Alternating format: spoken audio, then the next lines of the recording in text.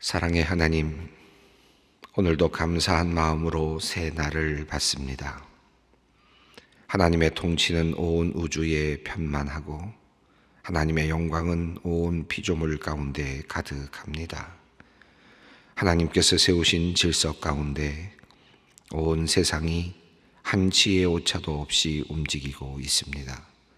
하나님, 오늘 우리들도 하나님의 그 온전하신 섭리와 질서 안에 있기를 원합니다. 주님의 형상으로 주님의 자녀답게 오늘도 살게 하여 주시옵소서. 생명의 하나님, 모든 것이 가치와 의미를 잃어가는 이 시대에 여전히 많은 사람들은 무언가를 찾으며 갈망하고 있습니다. 바닷물을 마시듯 우리의 갈증은 더욱 심해져 감을 느낍니다. 맑은 물, 생수와 같은 생명수를 찾아 헤매지만 그저 허울만 좋을 뿐 우리의 가람과 목마름은 채워지지 않습니다. 영원한 생명이시며 부활의 소망이 되시는 주님, 우리가 헛되고 허무한 것에서 위로를 찾지 않게 하시고 오직 생명의 주이신 주님 안에서 참된 안식을 얻게 하여 주시옵소서. 아담과 하와를 창조하셔 이 땅에 가정을 세우시고 가정을 축복하신 하나님, 안타깝게도 이 땅에는 힘들게 살아가는 가정들이 참 많이 있습니다. 가난으로 인하여 힘들게 살아가는 가정이 있고 부모와 자식 사이에 대화가 끊어지고 서로 상처를 주어 아픈 마음으로 살아가는 가정이 또한 있습니다. 남편과 아내가 서로를 존중하지 못하고 사랑을 잃어버린 채 갈등과 분노 속에서 살아가는 가정이 있습니다. 하나님, 다친 마음, 상처난 마음, 포기한 심정, 찢겨진 영혼이 주님의 치유와 그 치유의 빛으로 나음을 얻게 되기를 원합니다.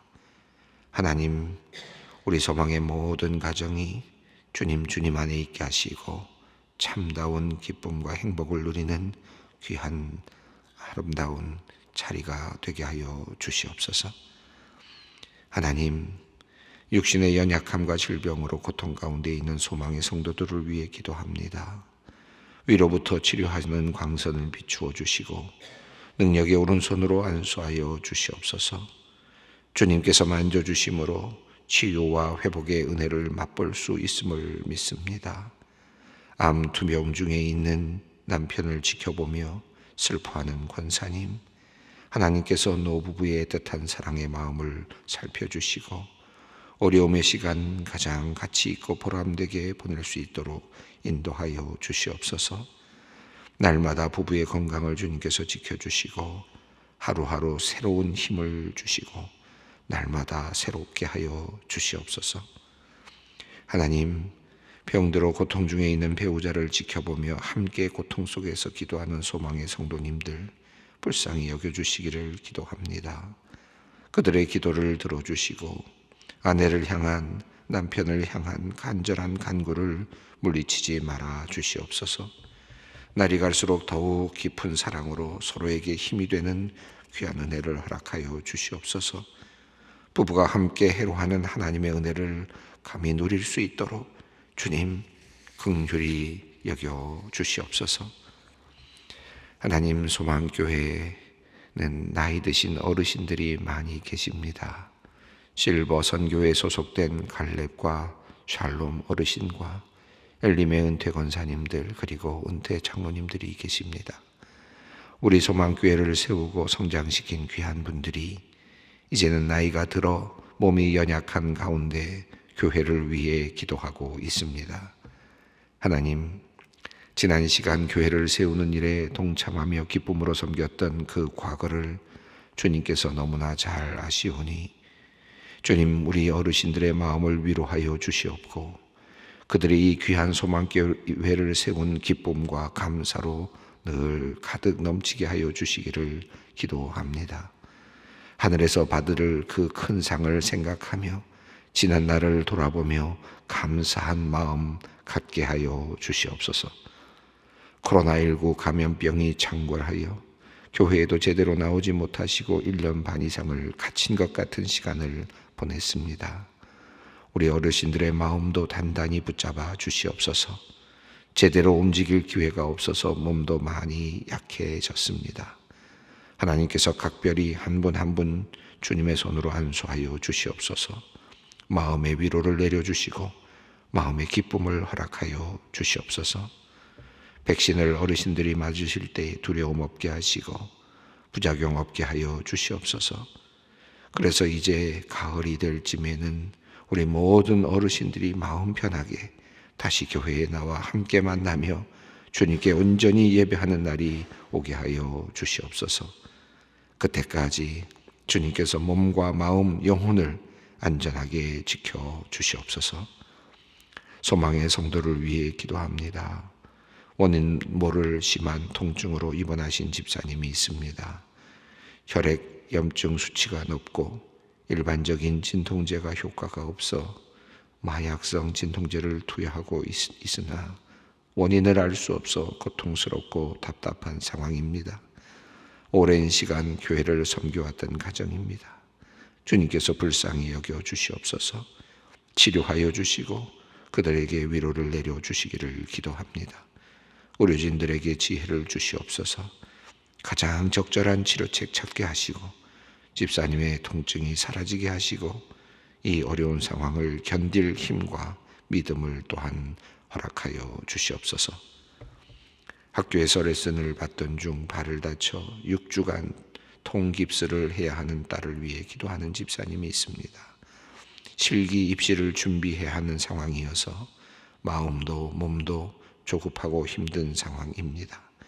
하나님께서 딸의 수술 부위를 손수 만져주시어 속히 낫게 하시고 마음의 평안을 더하여 주시고 온전한 회복을 허락해 주시옵소서.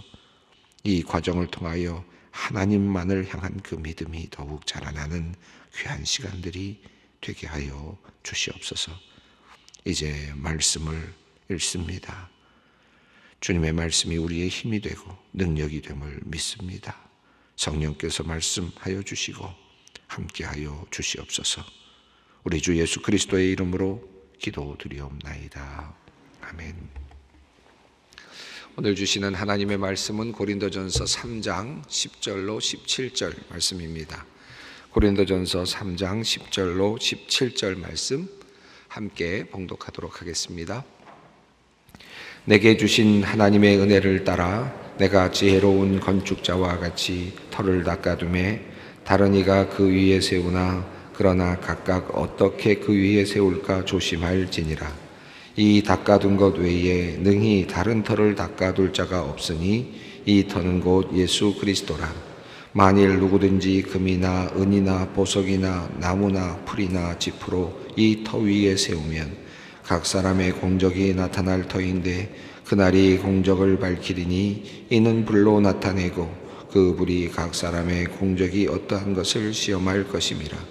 만일 누구든지 그 위에 세운 공적이 그대로 있으면 상을 받고 누구든지 그 공적이 불에 타면 해를 받으리니 그러나 자신은 구원을 받되 불 가운데서 받은 것 같으리라. 너희는 너희가 하나님의 성전인 것과 하나님의 성령이 너희 안에 계시는 것을 알지 못하느냐. 누구든지 하나님의 성전을 더럽히면 하나님이 그 사람을 멸하시리라. 하나님의 성전은 거룩하니 너희도 그러하니라. 아멘. 사도 바울이 지금 고린도 교회 교인들을 향하여서 분열 가운데 있는 고린도 교회 교인들을 향하여서 이제 긴 이야기를 하면서 이 지금 뿌리는 자 또 심는 자에 대한 이야기를 했습니다. 그래서 밭에 대한 이야기를 잠시 했죠.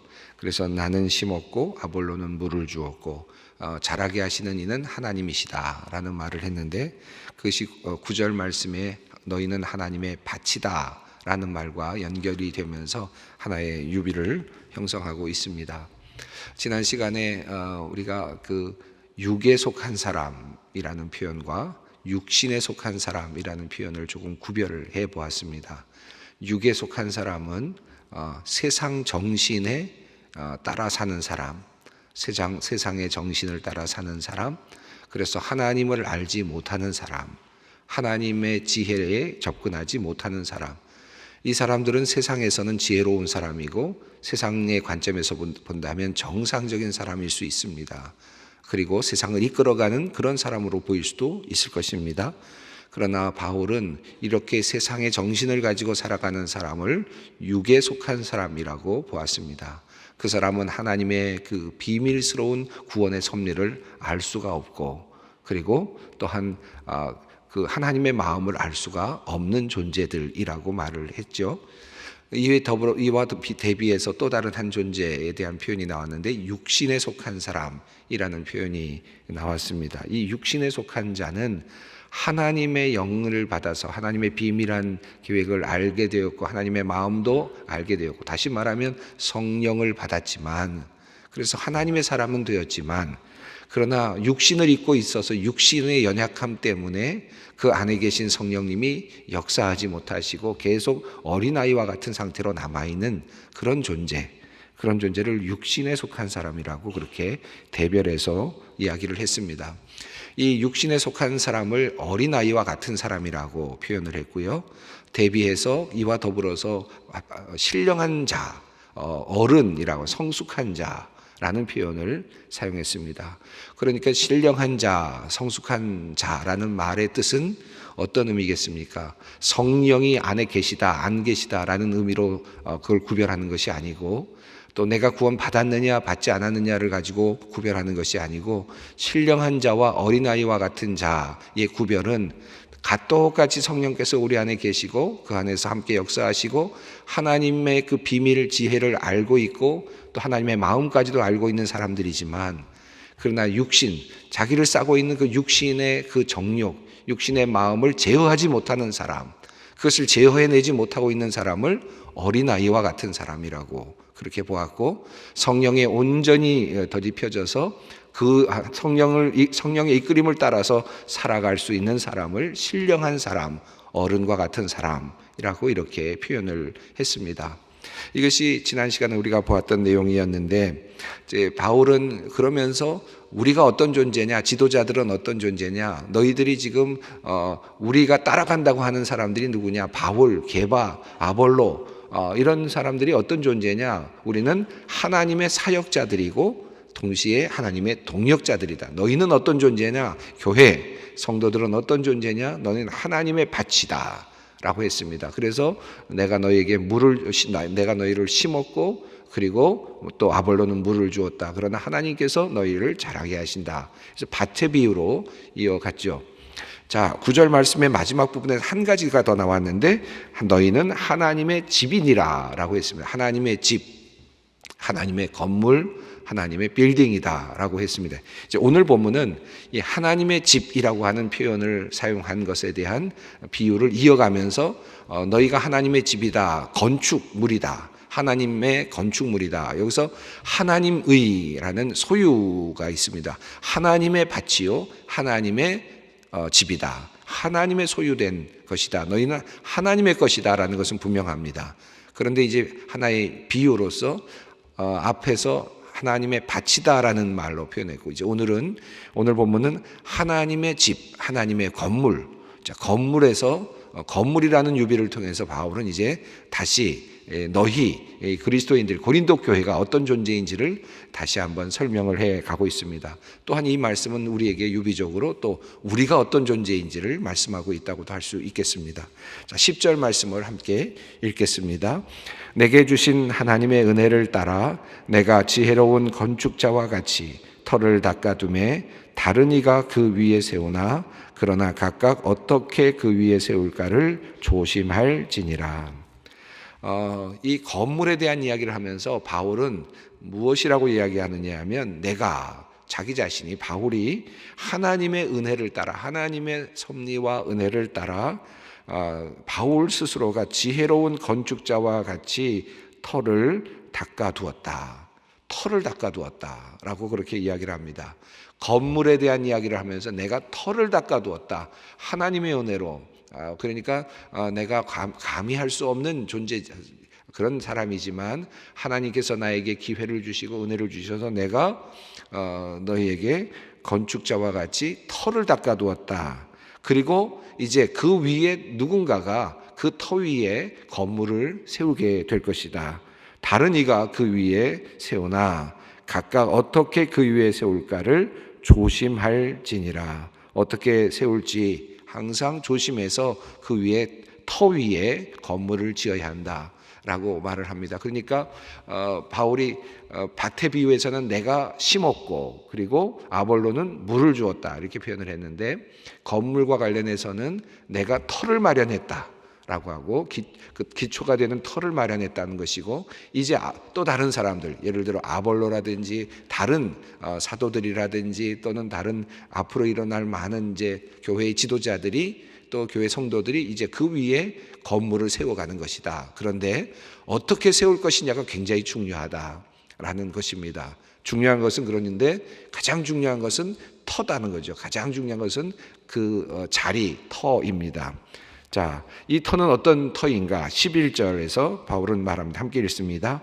이 닦아둔 것 외에 능히 다른 터를 닦아둘 자가 없으니 이 터는 곧 예수 그리스도라.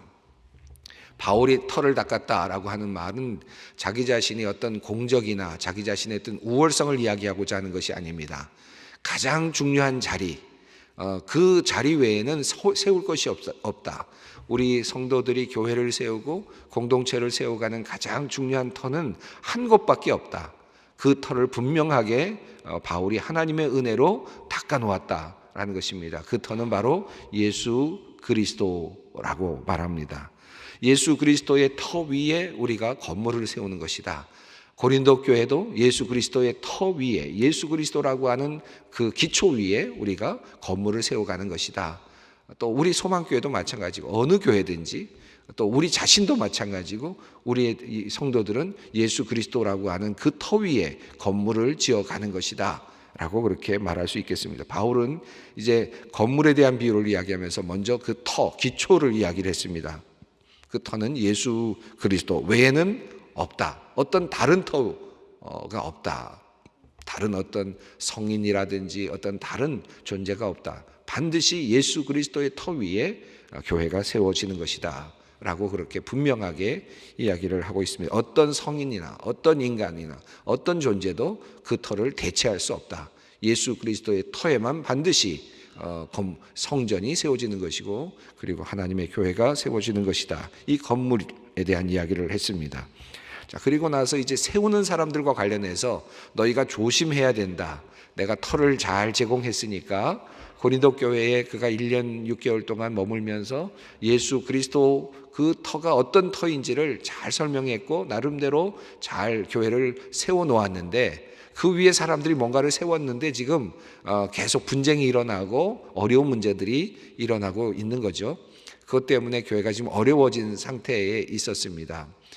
사실은 어린아이와 같은 사람들이 자기의 어떤 욕구와 자기의 어떤 꿈의 실현을 위해서나 또는 자기의 어떤 그런 정욕을 위해서 정욕이 함께 발동해서 그래서 교회 안에서 일을 하면서 도리어 교회가 어지러워지는 그런 교회 모습이었던 것이죠. 바울은 지금 그렇게 진단하고 있는 듯 보입니다. 고린도 교회가 지금 어려워진 이유가 뭐냐? 어린아이와 같은 사람들이 실제적으로는 물론 몸은 크고 또 사회적인 지위는 있고 교회 안에서도 어떤 지위를 가지고 있는 사람들일지 모르지만, 그러나 그 내면은 어린아이와 같아서 자신의 육신조차도 자신의 육신 안에 있는 어떤 정욕이나 욕심이나 이런 것조차도 제어할 수 없는 상태에 있는 그런 사람이 교회를 세우고 있었기 때문에 계속해서 분쟁과 어려움이 나타나고 있었다는 것입니다.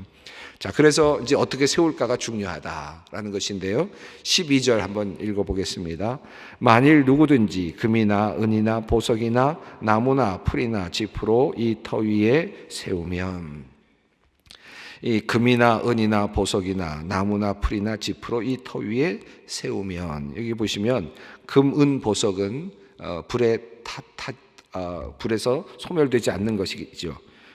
도리어 더 정결하게 되는 것이겠지만 나무나 풀이나 집 이것은 불에서 다 소멸되는 그런 것이겠습니다. 어떤 재료, 어떤 것을 가지고 지금 세우느냐 하는 것을 유비적으로 비유적으로 이야기를 하고 있습니다.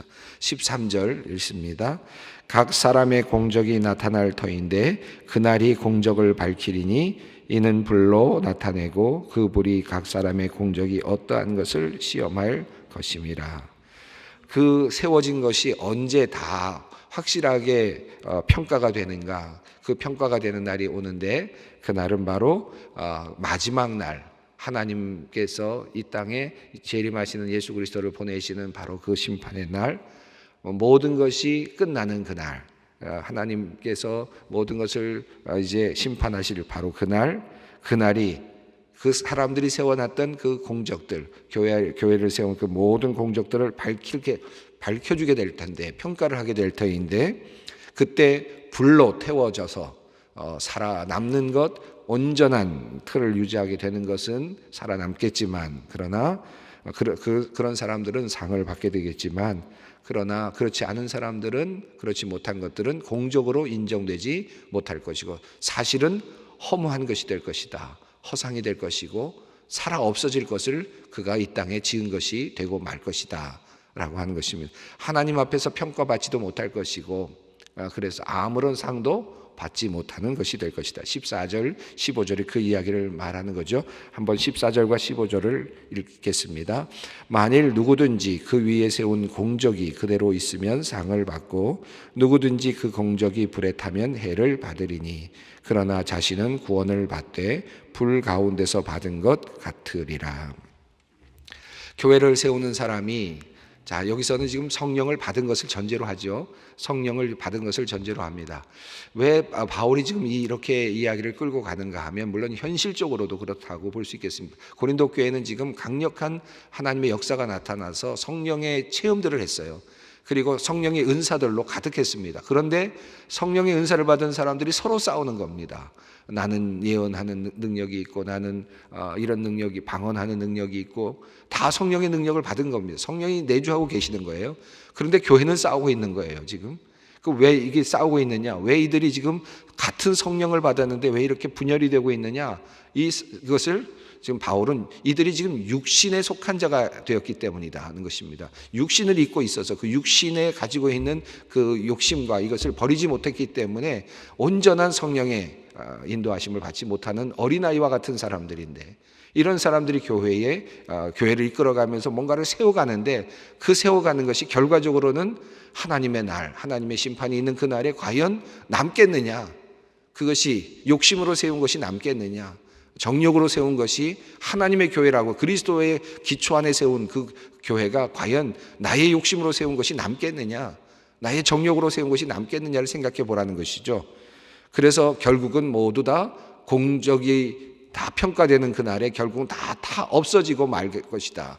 그러면 어떻게 되겠느냐? 나는 열심히 교회를 위해서 섬겼다고 생각하는데 그런데 나중에 보면 아무것도 남지 않는 나는 뭐 하는 것들을 했다고 생각했는데 많은 시간을 다 그것을 위해서 사용했다고 생각하지만 어느 순간에 보면 그날이 됐을 때 나는 참 아무것도 하지 않은 결국은 내 일을 한 나의 욕심을 위해서 일했던 그런 존재가 되지 않겠느냐라는 것이죠. 그런데 참 바울은 여기서 15절에서 흥미롭게도 이런 말씀을 뒤에 붙였습니다. 그러나 자신은 구원을 받되 불 가운데서 받은 것 같으리라.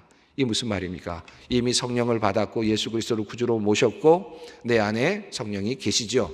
이미 구원받은 자라는 겁니다. 다만 구원받은 자로서 하나님께서 너희를 구원해 주시겠지만 너희가 교회 위에 뭔가 세웠다고 하는 것들, 네가 교회를 위해서 일했다고 하는 것들은 하나님께서 인정하지 않으실 수도 있다라는 사실을 이야기하는 겁니다. 열심히 일했지만 너희가 육신으로 일한 것은 육신의 정욕으로 일한 것들은 결국은 다 타고 없어지고 말 것이다 라고 하는 사실을 지금 말씀하고 계시는 거죠. 굉장히 중요한 부분이라고 할 수 있겠습니다. 자, 그리고 나서 16절에 조금 뜬금없이 다른 주제로 바뀌는 것 같은데 사실은 굉장히 중요한 주제 전환이면서 하나의 발전이라고 볼 수 있습니다. 16절 말씀을 읽어봅니다. 너희는 너희가 하나님의 성전인 것과 하나님의 성령이 너희 안에 계시는 것을 알지 못하느냐. 지금 건물에 대한 이야기를 하고 있거든요. 하나님의 집, 너희는 하나님의 집이다. 하나님의 소유된 집이다 라고 했습니다. 건물을 짓는 것, 기초는 예수 그리스도. 그리고 너희가 무엇으로 짓든지 지을 수 있다. 그러나 그 중에 그날에 살아남을 것, 그날에 그 형체를 유지할 수 있는 그것이 무엇인지를 생각하면서 정욕으로 아니라 육신의 것으로가 아니라 하나님의 것으로 건물을 짓기를 바란다 라고 이야기를 했죠. 그런데 결국은 다 없어지는 것들이 있을 것이다. 부끄러운 구원을 받는 사람이 있을 것이다. 자, 그리고 나서 바울은 이렇게 갑니다. 건물을 짓는 것이 의미가 무엇인가? 건물의 의미가 뭐겠냐? 너희가 짓는 건물의 의미가 뭐냐? 너희가 아름다운 성전을 짓는 것, 그것의 의미가 뭐겠느냐? 아름다운 멋진 그 건물을 짓는 의미가 뭐겠느냐? 결국은 그 안에 누군가가 사는 거 아니냐? 누군가가 거하게 하기 위해서 사는 거 아니냐? 그 건물의 가장 중심되는 주인이 누구냐? 바로 성령 아니시냐는 겁니다. 그래서 어떤 건물을 짓느냐가 중요한 것보다 더 중요한 것은 너희가 정말 성령이 살아계시는 그 전이냐, 성령께서 거하시는 곳이냐 라고 하는 것이 가장 중요한 것이다 라는 것입니다. 성령의 이끌림을 받고 성령께서 인도하시는 그 인도하심을 받는 것이야말로 진정한 그 건물의 의미가 아니겠느냐는 것입니다. 그래서 이제 건물 집에서 너희가 성전이다라는 것이고 그 성전은 바로 너희 자신이다. 건물이 아니라 너 자신이다라는 겁니다. 그래서 하나님의 성령이 너희 안에 계시는 것을 알지 못하느냐. 하나님의 성령이 너희 안에 계실 때 그것이 성전이 된다라는 겁니다. 자, 그리고 17절 말씀을 읽습니다. 누구든지 하나님의 성전을 더럽히면 하나님이 그 사람을 멸하시리라. 하나님의 성전은 거룩하니 너희도 그러하니라. 여기 보면 17절에 하나님이 그 사람을 멸하시리라 그랬어요. 그래서 아까 15절에서 그러나 자신은 구원을 받되 불 가운데 받은 것 같으리라 라는 말씀과 17절이 좀 모순이 되는 것처럼 보이기도 합니다. 한쪽에서는 구원 받을 수 있다라는 것처럼 보이고 17절에서는 너희가 성전을 더럽히면 너희는 구원받지 못할 것이다 라는 것처럼 그렇게 보이기도 합니다. 그래서 모순적으로 그렇게 보일 수도 있는데 이 말의 뜻은 이런 뜻입니다. 17절은 만일 누군가가 하나님의 성전을 파괴한다면, 보다 더 정확한 단어로 표현한다면 만일 누군가가 하나님의 성전을 파괴한다면 파괴하실 것이다 그 사람을, 이렇게 되어 있습니다. 이 문장이 만일 누군가가 그의 성전을 파괴한다면 파괴할 것이다 하나님이 그 사람을, 이렇게 되어 있습니다. 자, 이게 굉장히 중요한 말이죠. 우리가 시간이 다 돼서 이 부분은 다음에 조금 더 다루도록 하겠습니다. 한번 깊이 묵상해 보십시오. 만일 누군가가 하나님의 성전을 파괴한다면 파괴하실 것이다 그 사람을, 하나님께서. 오늘 이 귀한 말씀 마음에 새기면서 나는 과연 하나님의 집을 제대로 짓고 있는가? 나는 하나님의 성전인가? 내 안에 성령께서 계시는가? 나는 육신의 사람이 아닌가? 한번 다시 짚어보면서 하나님께 나아가는 기도의 자리가 되었으면 좋겠습니다. 기도합니다. 하늘에 계신 우리 아버지, 아버지의 이름을 거룩하게 하시며 아버지의 나라가 오게 하시며 아버지의 뜻이 하늘에서와 같이 땅에서도 이루어지게 하소서. 오늘 우리에게 일용할 양식을 주시고 우리가 우리에게 잘못한 사람을 용서하여 준 것 같이 우리의 죄를 용서하여 주시고 우리를 시험에 빠지지 않게 하시고 악에서 구하소서. 나라와 권능과 영광이 영원히 아버지의 것입니다.